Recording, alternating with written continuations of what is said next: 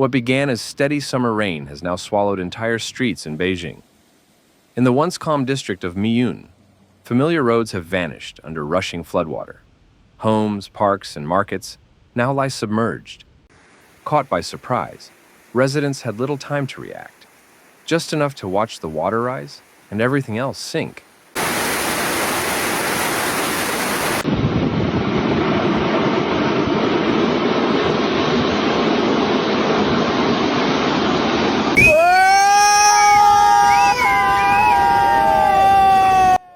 The Miyun Reservoir, the capital's major water source, reached a historic milestone. Authorities reported inflows topping 6,150 cubic meters per second, a record that stunned even long-serving hydrologists. To ease pressure, emergency discharges were triggered, sending torrents downstream.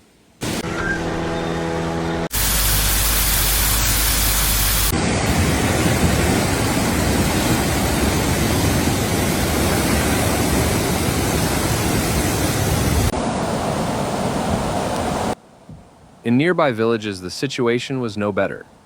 Streets vanished under brown water. Parked cars floated away like leaves in the current. Entire homes stood in silence, partially underwater, their lights gone out, their windows dark and empty.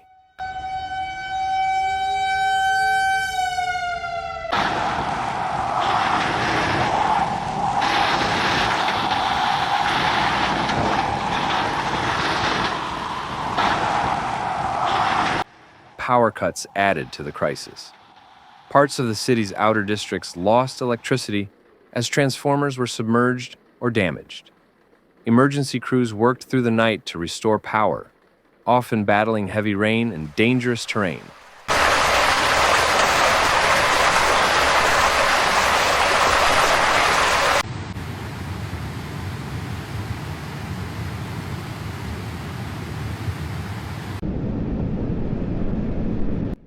Inside evacuation centers, thousands of people waited out the storm. In makeshift shelters like school gyms, families shared mats and meals under dim lights. Parents tried to keep children calm, while elderly residents sat quietly, listening for news updates from officials.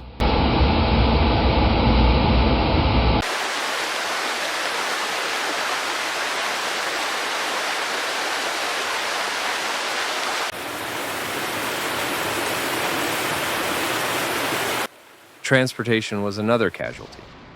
Roads in Pinggu district and other low-lying zones were closed without warning. Videos shared online showed buses stuck in water up to their windows, and highways that looked more like rivers than asphalt.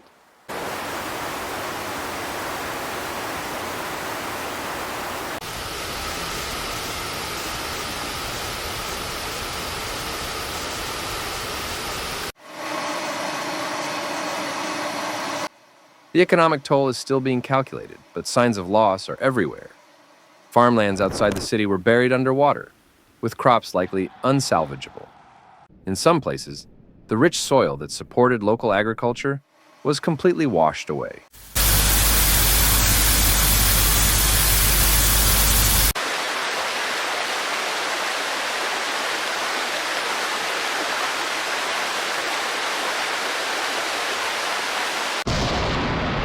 City officials responded swiftly. Over 4,400 residents were evacuated from high-risk zones, including remote villages where emergency access is limited. Relief trucks delivered supplies, while engineers assessed damaged roads and bridges for collapse risk.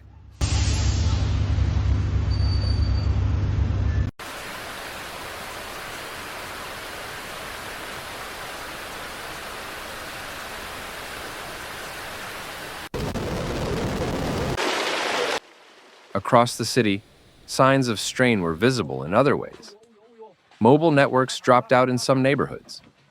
Water pumps worked non-stop to drain flooded basements, while volunteers helped clear mud and debris from shop fronts and walkways.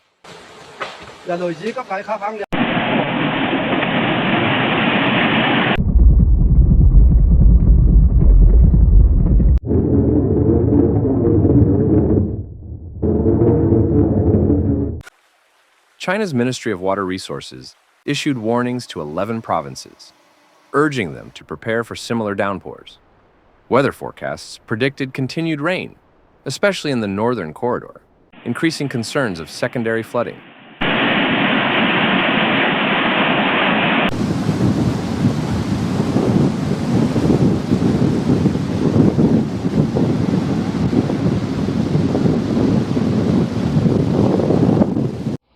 The government pledged $50 million in emergency funds to help rebuild. Most of the money will go toward roads, water systems, schools, and public hospitals hit hardest by the flooding. But the full repair timeline remains unclear.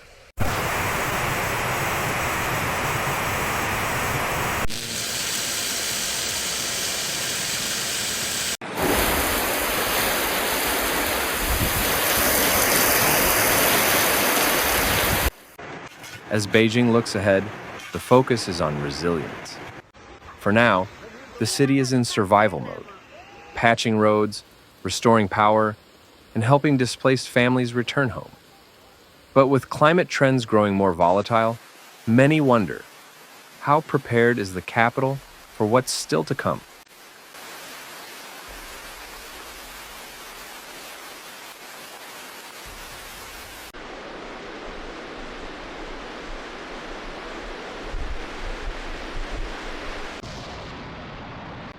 Together, these measures aim to transform Beijing from reactive emergency mode into a climate-smart urban system, reducing dependency on aging gray infrastructure and building ecological buffers to soften future monsoonal blows.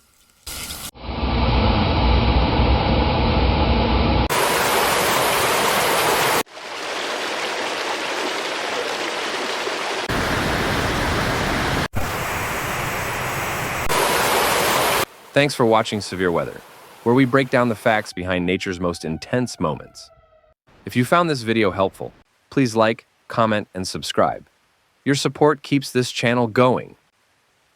Hit the bell so you never miss a real, calm, and clear report. Note, some footage in this video may be used for illustration and may not show the exact event described. See you in the next one. Stay informed, stay safe.